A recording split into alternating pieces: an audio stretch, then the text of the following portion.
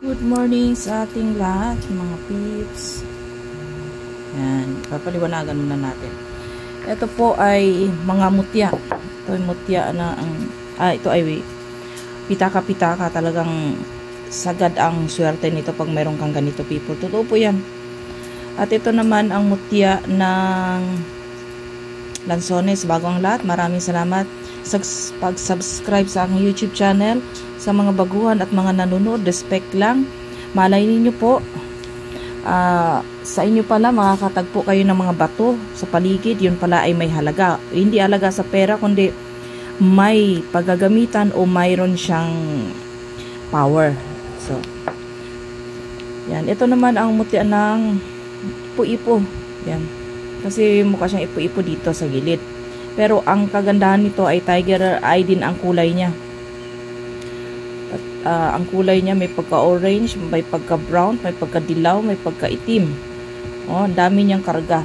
May ano pa yan, crystallized, may puti. So, napakaganda ng bato na ito, people.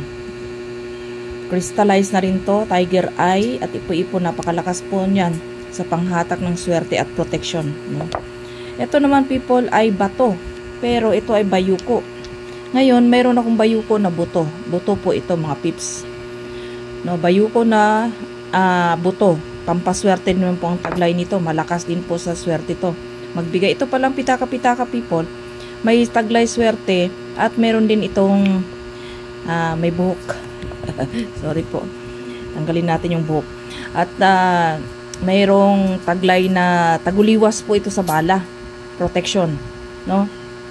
Kung makapulot kayo ng ganito, people, itabi nyo, itago nyo lang.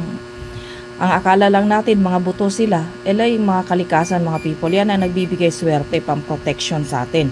Kasi yan ay wala nang dasal, automatic na yan gagana. No? Itago nyo lang, walang mawawala sa inyo. Ilagay nyo lang sa wallet, dalhin-dalhin nyo lang. Pag ito naman, ito po ay taglay nito, pampaswerte, malakasan po talaga to. Ngayon, mayroon din akong bato na halos kahugis niya. Ulitin natin, ito po ay buto. Ito po ay bato. Pero, kahugis. So, ito ay nagiging mutya ng bayuko. No? Tapos, ano pa siya? Pulkadat pa. Hindi ko matandaan kung saan ko natagpuan to. Sa bundok ba to? Or sa gubat? Or sa ilog? So, sa dami kong pinupuntahan, mga pips. Ito naman, people. Ito yung bato na marami din tong taglay, people. Hindi natin malaman kung anong klase siya, no? Kung may kaalaman ka, pwede ka mag-comment dito sa aking YouTube. I-ano mo na lang kung ano nakikita mo dyan, no? Pwede din baliktarin, pero parang pang ano, no? Magandang klase rin ng mga people, oh. So, as of now, maraming salamat. Ito si Nanay Mariano Merly Ritualista at Agimatera.